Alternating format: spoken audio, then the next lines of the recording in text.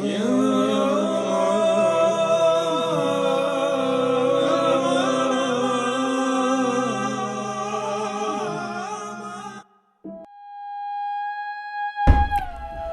kalian subscribe dulu channel ini agar kalian tidak ketinggalan video terbaru dari channel kami. Memahami dan mengenal istilah primbon Jawa, sedulur papat, kelima pancer. Sebelumnya mungkin kita pernah mendengar, melihat, atau membaca tentang istilah sedulur papat, kelima pancer menurut primbon Jawa, tapi masih bingung tentang apa arti dari istilah tersebut.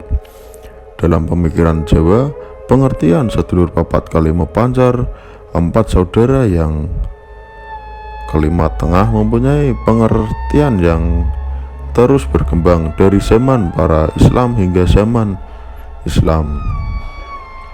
Pengertian asalnya adalah penyelarasan antara jagat kecil manusia mikrokosmos dengan jagat besar alam semesta makrokosmos. Saudara yang empat yang ada di jagat besar itu adalah empat kiblat yang ada di timur, selatan, barat, dan utara, ditambah saudara pancer yaitu tengah, di mana diri manusia itu berada. Sedangkan empat saudara yang berkaitan dengan jagat kecil manusia adalah apa-apa yang mengiringi kelahirannya. Mereka itu adalah kakang kawah, air ketuban, adi ari-ari, plasenta, getih darah, dan pusar tali plasenta. Sedangkan yang kelima pancernya adalah diri manusia.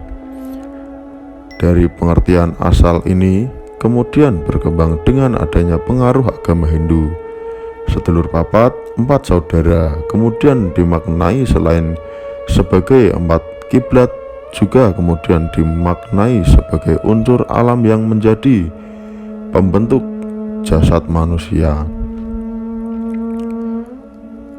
Empat anasir ini adalah bumi, tanah, air, api, dan angin. Sedangkan yang kelima pancer adalah diri manusia itu sendiri.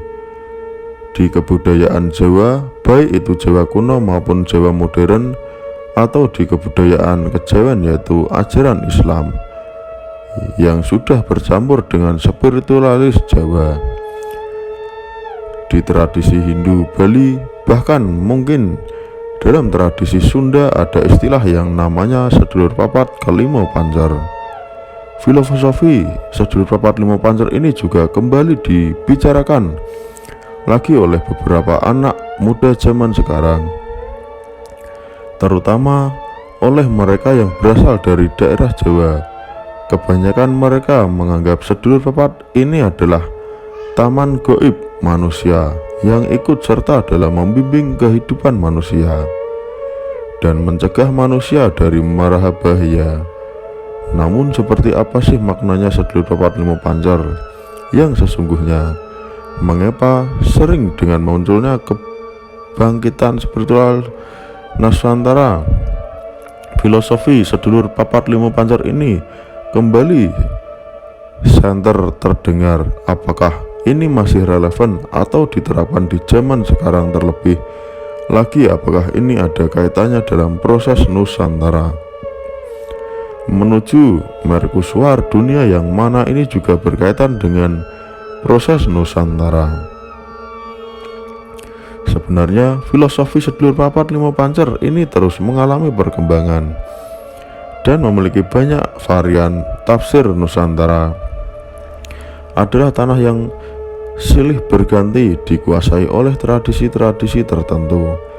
Dulu sebelum ada agama-agama luar masuk ke Nusantara, penduduk Pulau Jawa telah memiliki kepercayaan spiritual sendiri yang kadang disebut sebagai kapitayan.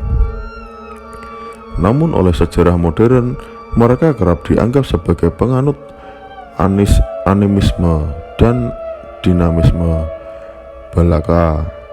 Kadang mereka juga disebut sebagai penganut kebatinan. Saat belum ada agama, varian datang ke Nusantara. Filosofi sedulur papat lima pancer ini telah lahir dari tradisi masyarakat Jawa kuno. Pada intinya, sedulur papat lima pancer adalah sebuah filosofi yang menceritakan tentang jati diri kita sendiri. Sedulur papat adalah bagian di dalam diri kita sendiri, bukan faktor eksternal.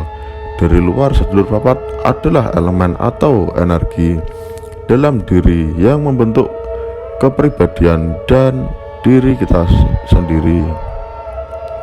Sedangkan pancer atau diri sejati adalah kita sendiri yang secara sadar bisa menyelaraskan dan mengendalikan sedulur papat kita sendiri. Sedulur papat juga tentu saja memiliki perantara yang membantu manusia meningkatkan kesadarannya dan membuat manusia menjadi atau iling terhadap jati dirinya. Begitulah tentang sedulur papat lima pancer. Apa pendapat kalian tentang video ini? Komenlah di bawah ini. Terima kasih.